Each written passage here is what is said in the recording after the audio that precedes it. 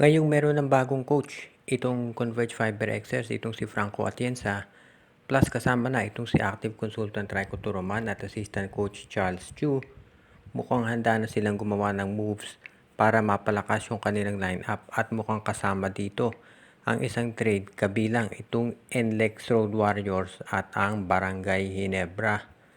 Mukhang ganito ang gustong mangyari ng Converge Fiber Xers pero hindi pa natin natitiyak kung papayag dito ang Ginebra at ang NLEX. Ang gusto raw ng Converge Fiber Xers ay makuha itong si Jonel Policarpio mula dito sa NLEX Road Warriors.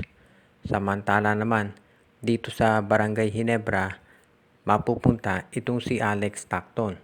At dito naman sa NLEX Road Warriors, ibibigay ng Barangay Ginebra itong si Ben Adamos. So, ang mangyayari dito, mapupunta dito sa Ginebra itong si Alex Stockton. Samantala naman, dito sa Converge Fiber Xers si Jonel Policarpio at dito sa NLEX Road Warriors ay itong si Ben Adamos. Kung titignan natin, mawawala ng isang big man ang Barangay Ginebra.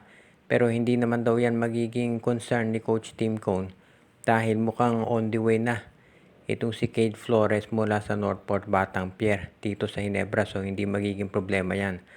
Ang maganda dito pag nakuha nila ito si Alex Stockton, kung nanonood kayo ng laro ng Converge, alam nyo kung ano ang kaya nitong gawin. Para tong Nards Pinto, isang 2-way player pero mas physical at mas accurate ang scoring nito. Kapag nakuha ng Ginebra ito si Stockton, pwede na rin nilang i-trade itong si Bon Pesomal para sa ibang mga players o sa ibang big men. Sa panig ng Converge, kung makuha nila si Policarpio, lalong lalakas yung kanilang frontcourt para sa darating na season. Posible nga kaya napalitan na ng San Miguel Beer itong si George Gallant pagkatapos nitong Governor's Cup. Alam nating lahat na marami nagtataka kung bakit walang mga trades na ginagawa ang San Miguel. Ang isa doon sa posibilidad dyan ay dahil gustong tignan ng management kung ano magagawa ni George Gallant dito sa lineup na meron sila ngayon. At syempre kung meron papasok na bagong coach na papalit kay Gallant, gusto nila na yung trade assets ng San Miguel ay nandoon pa rin para ito ang magamit ng bagong coach.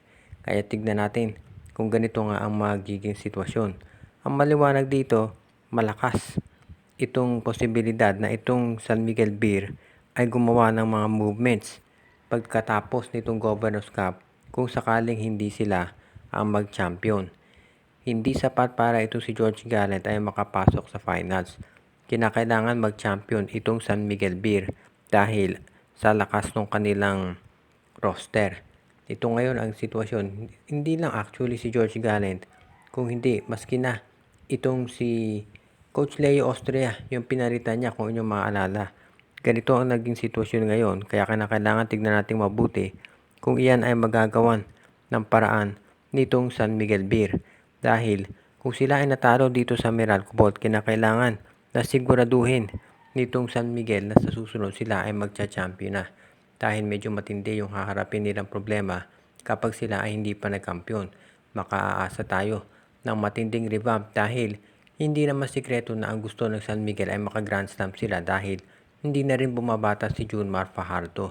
So tignan natin kung ano ang gagawin ngayon ng San Miguel Beer para matupad itong kagustuhan ni Junmar na maka-Grand Slam bago siya magretiro dahil si Junmar kahit na dominating pa rin yan, hindi na to bumabata at alam yan ng management nitong San Miguel Beer. Matagal nang napapabalita na ibebenta itong Phoenix Jewel Masters pero ang tanong ay ito kaya ay matutuloy. Kung inyong makikita, itong Alaska Aces, ang tagal na ibalita na ibebenta pero maraming hindi naniwala. Pero eventually nakita nga natin na ganun nga ang nangyari, na benta na. Kaya tignan natin kung ganyan ang mangyayari dito sa Phoenix Jewel Masters. Hindi naman sikreto yung naging problema nila pagdating dito sa financial situation ng kanilang may-ari. Kaya sa tingin ko, hindi na nakapagtataka kung ito talaga ay mabebenta. Magiging senyales dyan ay kapag sila ay nag-trade na ng mga top players nila. Dahil usually ganyan na ginagawa ng mga teams pag sila ay mabebenta na. Pinapaalis yung mga top players nila para yung bagong team na papasok na bibili ay magkakaroon ng fresh start. Pero depende rin niya sa magiging takbo ng negosasyon dahil kung yung team na papasok gustong ma-retain yung mga players ayan ang gagawin katulad ng Alaska Aces. Hindi binenta yung mga player sa draft picks nila kaya nakakuha ang Converge at nakagabuo agad ng isang competitive na lineup. Ang maliwanag dito, ang balita mukhang itong Phoenix ay aalis na sa PBA pero hindi ngayong season na to. Tignan natin kung next season nandiyan pa Phoenix. Pero sa ngayon, medyo hindi na nakapagtataka kung ganyan na mangyari. Kailangan abangan natin yung mga trades na gagawin ng Phoenix Jewel Masters para dito natin makita kung sila talaga ay gagawa ng slow exit dito mula sa PBA.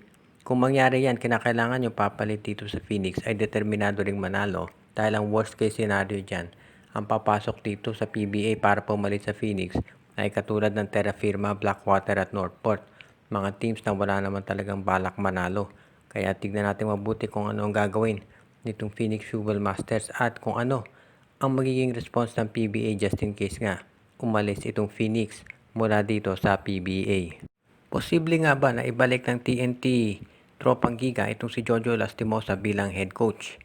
Itong espekulasyon ng marami dahil marami ngayon ang naniniwala na parang nagkamali itong TNT Tropang Giga sa pag-alis dito kay Jolas at sa pagbalik kay Coach Chot Reyes. Marami nga nagulat nung ginawa nila to dahil nagkampiyon itong si Jojo Lastimosa kahit na sinabi pa ng management na all the way ay talaga namang temporary lamang yung position ni Lastimosa. Pero given na nag-champion, dapat siguro daw ay ginawa nila tong permanent. Kaya sa ngayon, kung may pressure dito sa San Miguel, head coach na si George Gallant, meron din sigurado dito kay Jojo Lastimosa. Kaya sa ngayon, tignan natin kung ito nga ay matutuloy dahil ang maliwanag dito, mukhang meron tayong masasabi na matinding pressure para dito kay Coach Chot Reyes na manalo ng kampiyonato. Dahil sigurado na itong si Coach Chot Reyes, alam natin na matindi ang kinakailangan dyan para mag-champion dahil itong TNT Tropang Giga, yan ang tinatawag na flagship team ng MVP group. So hindi sapat yung basta na lang sila papasok dito sa finals. Kinakailangan sila ay mag-champion parang San Miguel. Ibig sabihin masyadong mataas na expectation palagi dahil malakas yung kanilang lineup. So tignan natin kung ano ang gagawin nitong TNT Tropang Giga sa kanilang coaching situation kapag dumating na yung panahon na naatalo na naman sila. Katulad ngayon kasing darating no Governors Cup mula itong si Brandon Rosser. Actually wala siya buong season. At itong kay Mikey Williams mukhang hindi matatapos pa rin. So ibig sabihin umpisa pa lamang parang dehado na yung sitwasyon ni Coach Chot Reyes. Pero alam naman natin ang kwento sa basketball sa bandang huli palaging masisisi yung coach at mas madaling palitan ng coach kaysa player. Kaya wag na tayo magulat kung ganito nga ang mangyari dito sa TNT. Shout out kay Joseph Pineda, Joshua Giray Espejo at Rosales family, RJ Bueno at Dalina family, kay Jonel Alagon, Anthony Alon family, Junjun Angie, Patpat at B-Boy Matas, Ireneo Salangsang, Alicia Garcia, Edwin Carmona Jr., si Jason Mendoza, si Michael D., Dexter Domer, Enju, Junjun Angie, Patpat at B-Boy Matas, Eduardo Monsales at ang iba pa nating mga taga-subaybay.